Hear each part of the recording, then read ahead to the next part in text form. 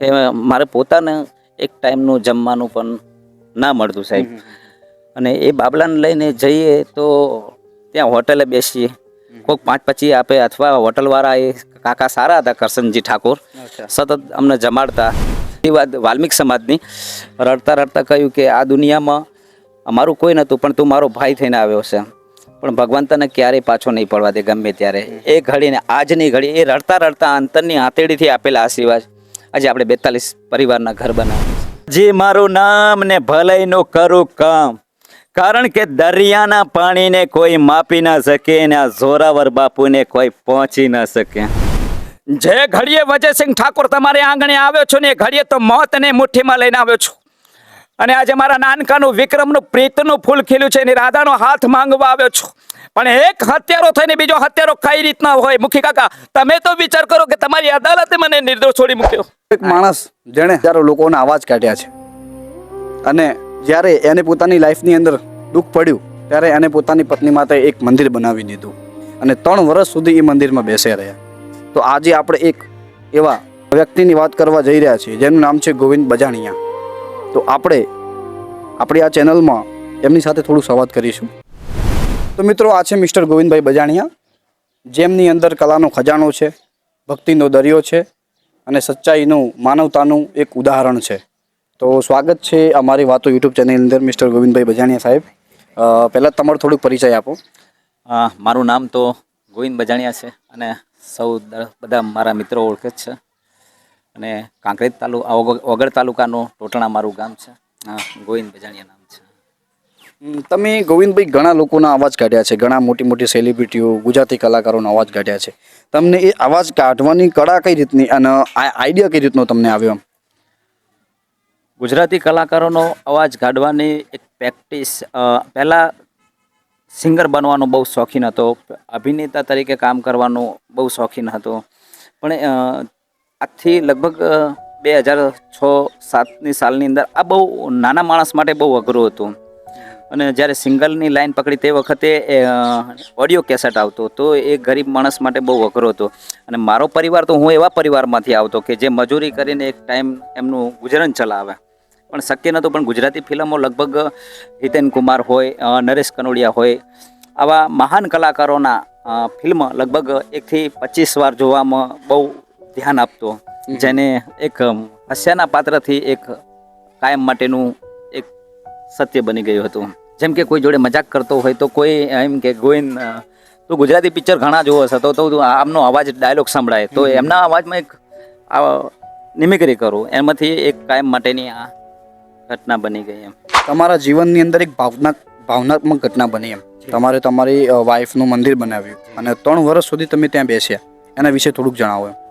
એના વિશે કે મારો પરિવાર, અમે બંને જણા એક સાચી લાગણી હતી એકબીજા. 2 વર્ષનો બાબલો હતો અને આવી ઘટના બની ગઈ. અને જ્યારે બની ગઈ એ ઘટના, એના બીજા દિવસથી દરેક સમાજની અંદર નિયમ હોય કે 12 દિવસ સુધી બધા ક્રિયા કરતા હોય. તો એ દિવસથી એક નાનો દીવો કરીને પેલું 2 ઈંટો મૂકીને એ શરૂઆત કરી. બસ માને તો એમ જ હતું કે હવે તો મને પોતાને ખબર છે કે ભગવાનના ઘરે જેલા માણસ કોઈ પણ પાછું નથી આવતું, પણ એ દીવાને એ જોઈને એમ લાગે કે ના, મારી સાથે છે. અને એ દિવસથી સતત અત્યાર સુધી હું મારી જાતે એ જ માનું છું કે મારી સાથે છે. અને 3 વર્ષ રાત દિવસ, કારણ કે ઘરે આવીએ ત્યારે ઘરની બધું જે ઘર પહેલાં પરિવાર સાથે રહેતો હતો અને તે પછી ઘરે આવીએ એટલે આખું એક વાતાવરણ અલગ જ લાગે. જ્યારે એમ કે પોતાનો ઘર આપણાને, આવી બધી ઘટના બની ગયેલી. તો એ 3 વર્ષ સતત ત્યાં વિતાવ્યો. ઘણા આગેવાનો, વડીલો સમજાવતા, પણ કંઈક કુદરતને કંઈક અલગ લખેલું હશે. એટલે તમારી વાઈફ બીમાર હતા કે પછી બીજા કારણ હતા? એમને બીમારી હતી, હૃદયના વાલ્વની બીમારી હતી. કઈ રીતના આવ્યું મંદિર બનાવવાનું? તમને કઈ રીતની પ્રેરણા મળી? એમ મંદિર બનાવવાની કોઈ આઈડિયા જ નથી. બસ મને તો એક જ હતું કે આ મારું ઘરનું માણસ, આ એમને સમાધિ આપેલી છે અને આ છે, બીજી કોઈ ભાવના જ નથી. પણ એ બસ એ આશા કે અમારી સાથે છે, આ રીતના એક સતત એમની જોડે બેસી રહેતા. અને એ બાબલો 2 વર્ષનો, એમ બહુ જ ગંભીર હાલત. ઘણા બધા સમજાવે કે આ ભગવાનના ઘરે જેલું કોઈ પણ વ્યક્તિ પાછું નથી આવવાનું. અને જે થઈ ગયું. પણ છતાંય કુદરતને કંઈક અલગ જ મંજૂર હતું. અને તમારે અત્યારે જે બીજી વાઈફ છે એમનું શું નામ છે? એમનું નામ ભાવના છે. અચ્છા, ભાવનાબેને પણ હું ઘણા એવા વિડીયો જોયા છે કે ભાવનાબેન પણ તમને સપોર્ટ કરતા હોય છે, તમારી સાથે ખભે મિલાવીને તમારી સાથે ચાલતા હોય છે. તો એમના વિશે મને બે શબ્દો કહેશો? એમના વિશે તો ઘણો બધો એમનો આભાર વ્યક્ત કરું છું, કારણ કે એમનો ખૂબ સપોર્ટ સારો રહ્યો, બહુ જ સારો સપોર્ટ રહ્યો. અને અત્યારના જમાનામાં સોશિયલ મીડિયામાં કંઈક કલાકારની લાઈનમાં પોતાની સ્ત્રી એક પોતાના પતિને સપોર્ટ કરે એ યોગ્ય નથી, પણ મારા માટે યોગ્ય છે એમ. સોશિયલ મીડિયાની અંદર તમારા અમે વિડીયો જોતા હોઈએ છીએ કે તમે ઘણા લોકો ગરીબ જે જરૂરિયાતમંદ છે એ લોકોની તમે સેવા કરતા હો છો, ઘર બનાવતા હો છો. તો પછી આ જે પ્રેરણા ઘર બનાવવાની તમને કઈ રીતની આવી? જે મારી સાથે બનેલી જ્યારે વર્ષા આ દુનિયામાંથી વિદાય થાય છે, અને 3 વર્ષની ઘટના જે મંદિરને લઈને આપણે વાત કરીએ તો એ સમય એવો હતો કે મારે પોતાને એક ટાઈમનું જમવાનું પણ ના મળતું સાહેબ. અને એ બાબલાને લઈને જઈએ તો ત્યાં હોટલે બેસીએ, કોઈક 5-25 આપે, અથવા હોટલવાળા એ કાકા સારા હતા, કરશનજી ઠાકોર, સતત અમને જમાડતા વેળા. અને ગામના લોકો પણ એ કોઈ વાર તહેવાર હોય તો ત્યાં ગામમાંથી મદદ કરવા માટે ઘરે આવે, અને મારી પરિસ્થિતિ જોઈને એમને ઘણું બધું દુઃખ થતું અને એ મદદ કરે. અને ત્યારે એ મારા વિતાવેલો સમય કે વાર તહેવાર હોય તો આપણે કોઈની જોડે મદદ માગવાની જરૂર, કે આજે દિવાળી છે કે તમે 100 રૂપિયા આલો ને, આવી પરિસ્થિતિને લઈને. બીજા નંબરમાં કે એક ટાઈમનું જમવાનું કદાચ ના મળતું હોય તો એક બાબલા માટે વલખા મારીને ગામમાં પણ ફરવાનો સમય આવતો. એ મારા માટે આજે પણ મને યાદ છે અને હું જીવનમાં પણ નહીં ભૂલું એમ. એના પછી પ્રેરણા જાગી એટલે તમે પહેલું ઘર કયું બનાવ્યું? પહેલું જ ઘર તો ઘર બનાવવાનું તો કોઈ સપનું નહોતું, પણ કુદરત ગમે ત્યાં માણસને નિમિત્ત બનાવે છે. કોઈ કુંવારવાથી કોઈ બેન ફોન કરે છે અને મને કહે છે કે ગોવિંદભાઈ, એક વાલ્મિક સમાજની 3 દીકરીઓ છે અને એમની પરિસ્થિતિ ગંભીર છે, અને તમે વિડીયો બનાવીને કદાચ સોશિયલ મીડિયામાં મૂકશો ના, કોઈ એમને મદદ કરશે તો કદાચ એમને થોડો ઘણો સપોર્ટ મળી જશે, સહયોગ મળી જશે. બાકી મકાન બનાવવાની ભાવના નથી. અને ત્યાં જઈએ ને એ પરિસ્થિતિને એ વિડીયો મૂકીએ, અને કોઈ નીતિનભાઈ સોની એમનો ફોન મારામાં આવે કે ગોવિંદભાઈ, મકાન આપણે બનાવીશું, પણ તમે સાથે રહીને પેલું કરતા હોય તો. હવે મારો વિષય નહીં, મારો અનુભવ નહીં, પણ છતાંય એ 15 દિવસની ફિલ્ડમાં એ મકાન તૈયાર કર્યું. પહેલી જ શરૂઆત ત્યાંથી કરીને એ 3 દીકરીઓના આશીર્વાદ વાલ્મિક સમાજની રડતા રડતા કહ્યું કે આ દુનિયામાં અમારું કોઈ નહોતું, પણ તું મારો ભાઈ થઈને આવ્યો છે, પણ ભગવાન તને ક્યારેય પાછો નહીં પડવા દે ગમે ત્યારે. એ ઘડીને આજની ઘડી એ રડતા રડતા અંતરની આંતેડીથી આપેલા આશીર્વાદ આજે આપણે 42 પરિવારના ઘર બનાવે છે. પહેલું મકાન એમનું બનાવ્યું. અચ્છા, અત્યારે તમારે કોઈ ફંડ કે એવું બધું આવે છે?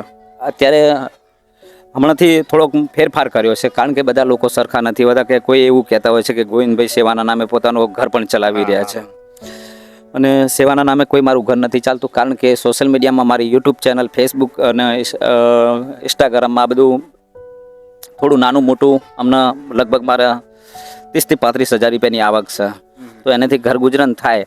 પણ મુદ્દાનો હેતુ કે સોશિયલ મીડિયાનો કે આપણે એનો સદુપયોગ કરી રહ્યા. એક નિમિક્રી કરતા હતા, નિમિક્રીના જે નરેશ કનોડિયા, રાકેશ બારો, ફિરોજ ઈરાની, એના અવાજથી આપણે એક ગુજરાતની અંદર વાયરલ થયા. અને એ સોશિયલ મીડિયાનો સદુપયોગ કરવાનો કારણ કે એક સમય ગોવિંદ બજાણિયા પણ એક વાટકો લઈને માગતો હતો ગામમાં, એનો બાળકને 2. તો એને લઈને પણ આજે પણ થઈ રહ્યા છે એ સેવાના કાર્ય એને આધારિત થઈ રહ્યા છે. બીજા નંબરમાં કે ફંડ ફાળો, કે પહેલાં આપણે ગૂગલ પે, ફોન પે મૂકતા, અને હવે આપણે સિસ્ટમમાં ફેરફાર કરી દીધો કે કોઈ દાતાશ્રી હોય કે ગોવિંદભાઈ શું જરૂર છે, કે દાદા પતરાની જરૂર છે, તમે પતરા અપાઈ દો ને દુકાન ઉપર, અમારે પૈસા નથી જોતા. કોઈ રેતની જરૂર છે તો કોઈ પૂછે ગોવિંદભાઈ તમારા ખાતામાં નાખું, ના મારા ખાતામાં તમે રેતનો એક ટ્રેક્ટર આ નખાઈ આપો ને. બસ આ રીતનું કરી રહ્યા છે. એ રીતનું બધાની અલગ અલગ લોકોની સેવા લઈ અને સહકાર લઈને આપણે તમે ઘર બનાવ્યા. ઘર બનાવ્યા એટલે પાછા લોકોના નજરમાં કે આ સેવાના નામે પોતાનું ઘર ચલાવે. એટલે હોય છે જે લોકો આગળ વધે છે, આપણા જે નીતિનભાઈ જાની છે, એમની પાછળ સવાર તો ઉઠતા છે. તમને ખ્યાલ છે કે નિસ્વાર્થ ભાવે સેવા કરે છે, પણ એમની પાછળ અમુક એવા પ્રશ્નો ઉઠતા હોય. એમ દુનિયા છે.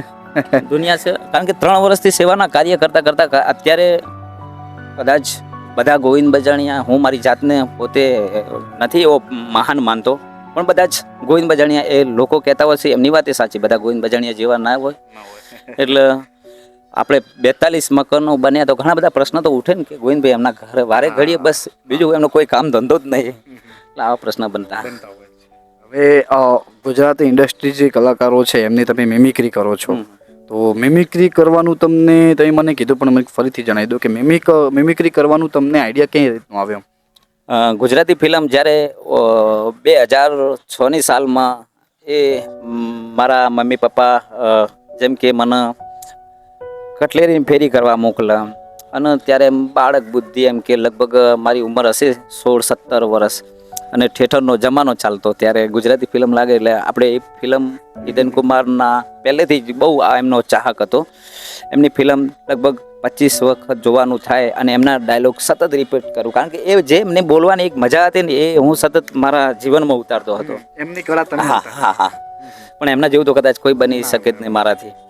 પણ બસ એના કારણે અલગ અલગ અવાજોની મિમિક્રી કરવા લાગ્યા અને બેચરાજીથી આપણા સોનલ માસી, આપણા ગુજરાતના સુપરસ્ટાર વિક્રમ ઠાકોર, બીજા આપણા ઘણા નામચીત કલાકારો છે ગુજરાતની અંદર, એમને પણ ખૂબ પોતાના ભાઈની જેમ સપોર્ટ કર્યો છે.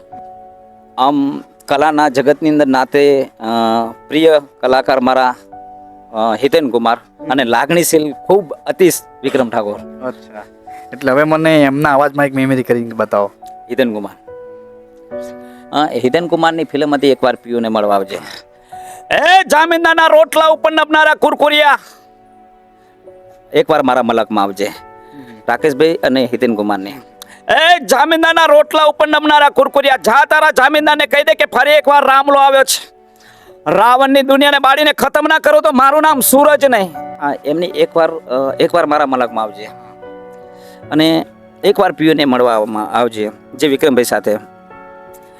જે ઘડીએ વજયસિંહ ઠાકોર તમારે આંગણે આવ્યો છો ને એ ઘડીએ તો મોતને મુઠ્ઠીમાં લઈને આવ્યો છું અને આજે મારા નાનકાનું વિક્રમનું પ્રીતનું ફૂલ ખીલ્યું છે એની રાધાનો હાથ માંગવા આવ્યો છું.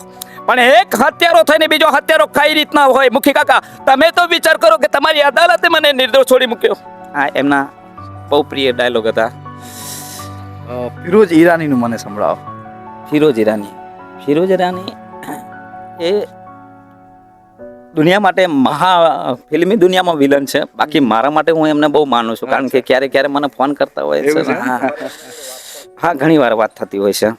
તો એમનો ડાયલોગ, રૂપસિંહના રૂપને એની જાણનારી નથી ઓળખી શકી તો પેલી બે કોડીની ખડવી સો ઓળખી શકવાની છે. કારણ કે દરિયાના પાણીને કોઈ માપી ના શકે ને આ જોરાવર બાપુને કોઈ પહોંચી ના શકે. આ ફિરોઝ ઈરાની. પછી અરે ભલાજી મારું નામ ને ભલાઈનું કરું કામ, કારણ કે દરિયાના પાણીને કોઈ માપી ના શકે ને આ જોરાવર બાપુને કોઈ પહોંચી ના શકે. બુદ્ધિની અણી હોય તો જ થવાય મિલકતના ધણી. હોય બુદ્ધિની અણી તો થવાય મિલકતનો ધણી. આ દુર્જંગ સિંહનો દાવ એટલે તરવાલ વિના વાઢી નાખે સૌ. આવા બહુ એમના પ્રિય ડાયલોગ. એમ હવે એક છેલ્લું મારું ને તમારું બંનેનો ફેવરેટ આપણા વિક્રમભાઈ ઠાકોરનું કહી દો. એમનો અવાજ તો એમના અવાજની નિમિક્રી તો ઘણીવાર એમની જોડે પ્રોગ્રામ થાય તો મને કે મારો અવાજ કાઢ, પણ એ શક્ય નથી, નહીં ને કરતો. અને હવે આજકાલના જે યુવાનોને તમે શું સંદેશ આપશો? દરેક ગુજરાતના દરેક સમાજમાંથી આવતા મારા ભાઈઓને ખાસ મારી વિનંતી છે કે શિક્ષણ ખાસ જરૂર છે. એટલે આપણા બાળકો માટે ખાસ શિક્ષણનો સંદેશ મારો એ છે કે બાળકોને ભણાવજો. અને બીજો સંદેશ કે પોતાના મા બાપને ખાસ સાચવજો, કારણ કે એકવાર ગુમાયા પછી તમે દીવો લઈને ગોછો તો એ ક્યારે નહીં મળે. પછી મંદિરમાં જઈને પથ્થર તમે પૂછશો તો એ કોઈ કામનું નથી. એટલે મા બાપની સતત સંભાળ રાખજો, સેવા કરજો અને પોતાના બાળકોને ભણાવજો. અને વ્યસન ફેશન અને જે હાલ ઘણા બધા દારૂ હાથે એમાંથી કદાચ બની શકે તો હાથ જોડીને વિનંતી કરું છું, દૂર રહેજો. ઓકે, ખૂબ ખૂબ આભાર ગોવિંદભાઈ બચાણીયા સાહેબ આપણું. તો મિત્રો, આવા જ વિડીયો જોવા માટે અને આવી જ કહાનીઓ જોવા માટે અમારી ચેનલ વાતોને લાઈક કરજો, શેર કરજો અને સબસ્ક્રાઈબ કરજો. ગોવિંદભાઈ, તમે બી બે શબ્દો કહી દો. અરે ભલાજી મારું નામ ને ભલાઈનું કરું કામ, તો તમે પણ ભલાઈનું કામ કરી દેજો. એટલે કે મિત્રો, આ ચેનલને સબસ્ક્રાઈબ કરી દેજો. પછી કહેતા નહીં કે ભલાજીએ કીધું નતું. જય સીતારામ.